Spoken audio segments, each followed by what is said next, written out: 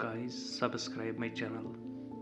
The royal family now has a spare title sort of going around. Well, not officially, but the Duke of York has obviously given up the use of that title. Who do you think, if that is officially relinquished or officially stripped, who do you think would be the next Duke of York or should be the next Duke of York? Well, the obvious answer would be Louis. I mean, once upon a time, you'd have said Harry. As you know, the Duke of York was traditionally the next in line, so, you know, the spare, rather. So, you know, you have the Prince of Wales and then you have the Duke of York. But I mean, will anyone want it now? It's kind of sullied, sadly, because it's, you know, it's a title that goes back through history. And the Duke of York was always, you know, the reason we have that nursery rhyme, Grand Old Duke of York, it had 10,000 men, because, you know, it has huge military history attached to it as well. Matt, do you think that there should be another Duke of York? I don't think there can be. I really don't think in living memory, I don't think. It's so tainted. I mean, we did a story the other week about a pub that's removed its Duke of York sign. I don't think people want to be associated with Duke of York. It's a really historical title. I mean, Jack just pointed out there about how many years it's been going back, but also the late Queen gave it to Andrew because it was her father's title. It was King George VI had the Duke of York title. So I think we'll be looking for more cities across the UK for more kind of dukedom names. I can't see anyone that is alive at the moment that would even want the Duke of York title. Arthur, do you agree, or do you think Prince Louis should get the title?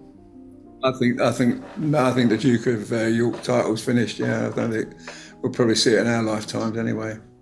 I think it's over. Yeah, I think you know, it's just every time someone says I'm the Duke of York, they say, oh yeah, just like the last Duke of York. You know, I mean, it would be. I just think it's over. No, I don't think anyone wants it. Certainly been tainted for the time being. Obviously, they'd have known that Virginia's book was coming. I wouldn't be at all surprised if they had an inkling that there was going to be some more material in the Sunday papers.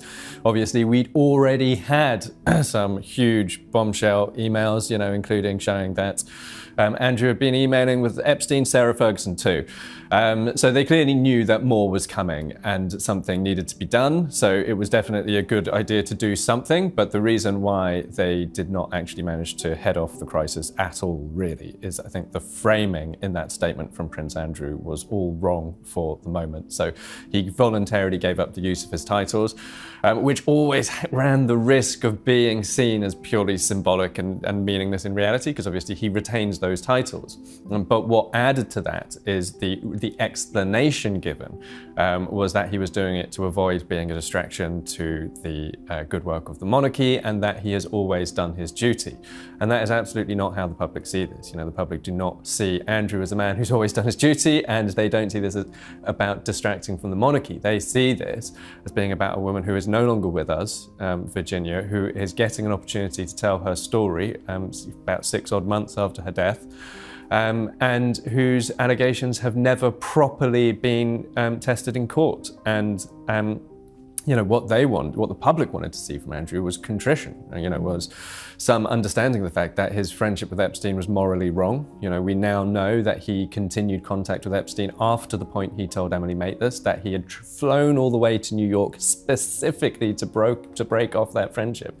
And he even went as far as telling Emily Maitlis in 2019 in his Car Crash Newsnight interview, I had no contact with Epstein after that point. So it was unambiguous. You know, there was no wriggle room, there was no vagueness.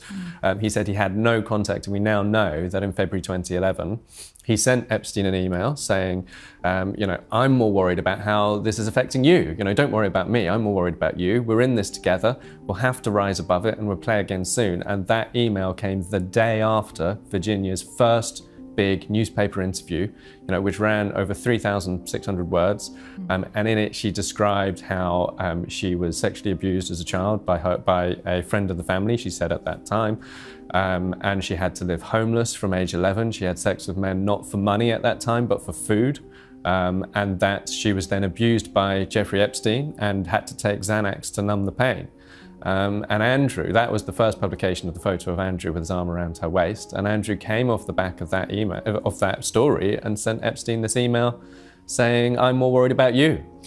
Yeah, and as you mentioned in Virginia's book, it makes for really harrowing reading, all those details in there. To broaden out the story for one moment and moving off Andrew just briefly, of course we know now that Sarah Ferguson, his ex-wife, is also going to give up the use of her Duchess of York title. But Matt, I'm curious, how do Princesses Beatrice and Eugenie fit in with all of this? What will happen with them? What do we know about their role in all of this? Well, Jack was just talking there about removing the titles. And the problem was that the palace were faced with, they wanted to take some kind of action against Prince Andrew. There was a febrile atmosphere, to be quite frank, after those emails, and they knew they had to do something. But by actually officially removing the Duke of York titles, it had repercussions on the girls. And the feeling, I understand, is that they didn't particularly want to punish Beatrice and Eugenie for sins of their father. So by asking Sarah and Andrew to give up their titles, and not use them, then it didn't have implications on them, which I think is kind of fair. They're not to blame in everything that's happened here, but they are inextricably linked. And we have seen Beatrice go into the house. She's come out. She looked quite stressed, to be quite frank, in the photo that we've seen. We know they are a unit. I think Sarah's called them the quad or the squad. They're a group of four, and they're very, very close. And it does. And although I do feel a lot of sympathy for Beatrice and Eugenie, you've got to remember, when we look at that lease, you might talk about it a little bit later, but I got hold of the lease this week and I read it. They get Royal Lodge if Andrew was to pass, or if he was to pass it on. Okay, it's the children and his widow, and he doesn't have a widow, but it goes to the children. So they are inextricably linked to Beatrice and Eugenie, and I have an awful lot of sympathy for them. But as this family four unit, they've got to be involved in all the repercussions that are heading towards Andrew. Absolutely. And just recently, I mean, there's been so many developments in this story as the week's gone on. And at the top of the show, I mentioned Royal Lodge, as you just have then. What do you think will happen with that? And with everything we've seen this week, there's a push to evict Prince Andrew from there. What do you think is going to be going on in regards to the home?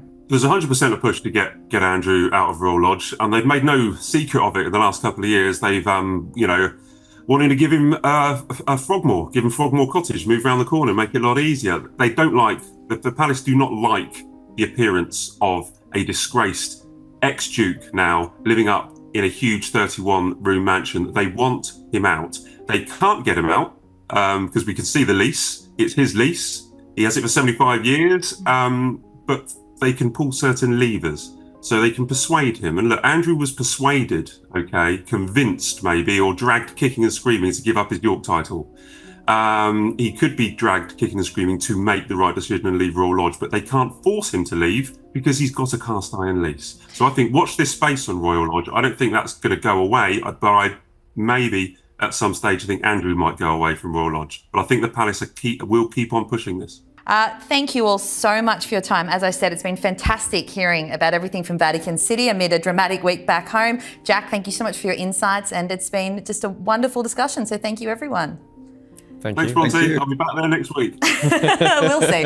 That's all we have.